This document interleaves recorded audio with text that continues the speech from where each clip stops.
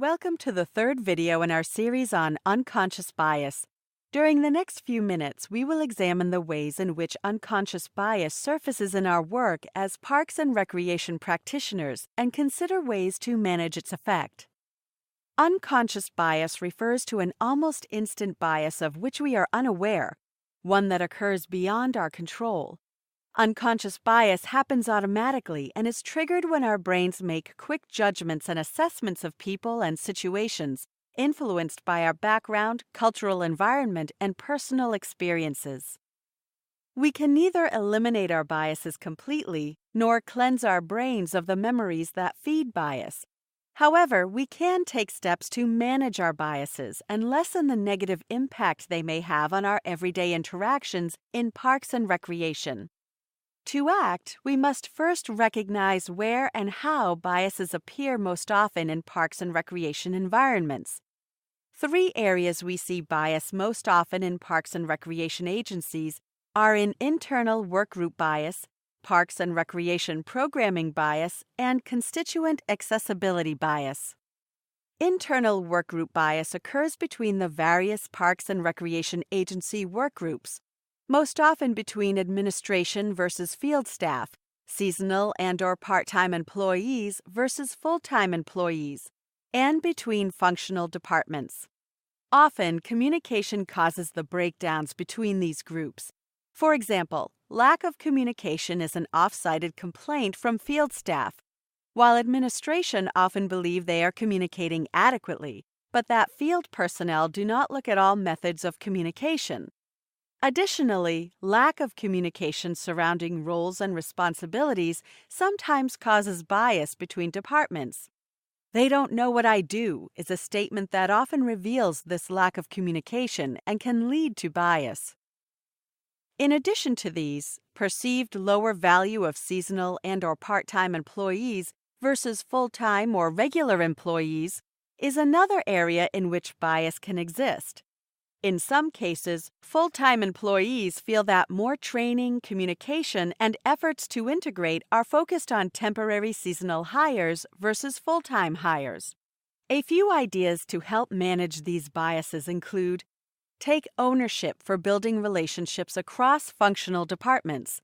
Don't make assumptions. Rather, make a connection with someone in another work group and become familiar with others and what they do. Ask for formal opportunities to shadow other work groups at least once per year. Agency structure and personal change, and periodically looking for opportunities to learn about other areas of your organization will help you manage your bias about what other teams do. Volunteer to buddy up with new employees and introduce yourself and your role in the organization or the facility or park where you work. Ask, "How can I help?" Parks and recreation environments can suffer from external biases also. These most commonly appear in the areas of park and recreation programming and constituent accessibility. Regardless of the role you play in the agency, you can help manage bias in these areas. First, be an observant and vocal feedback contributor. Observe who uses facilities and programs and ask, "Who's missing?" Does your agency clientele adequately represent the residents who live the closest to a particular facility? Is there a noticeable discrepancy in users and neighborhood demographics? Raise your findings to managers and other agency leaders. Second, question your comfort when putting forth suggestions or hearing the suggestions of others. If you are most always comfortable during discussions of patron participation or new program idea meetings, there is a good chance your agency is not fully challenging themselves to serve all potential clients. For example, is it easy for most agency patrons to access transportation to your activities, programs, or facilities? If the answer is yes, then ask if your activities and programs are financially accessible to most residents in your service area.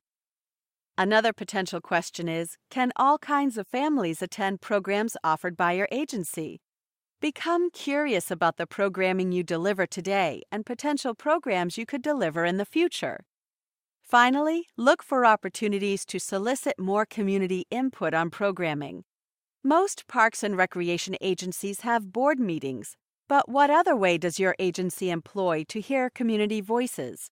Think about how you'd like to communicate with entities you patronize and bring those suggestions to agency leaders. Be a conduit for change and different thinking for your team and the organization.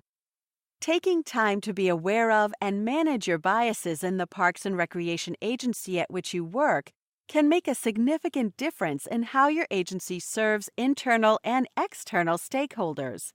Thank you for watching. Please be sure to access other resources at Relationships Matter Now and Constant Organizational Development for more information and support.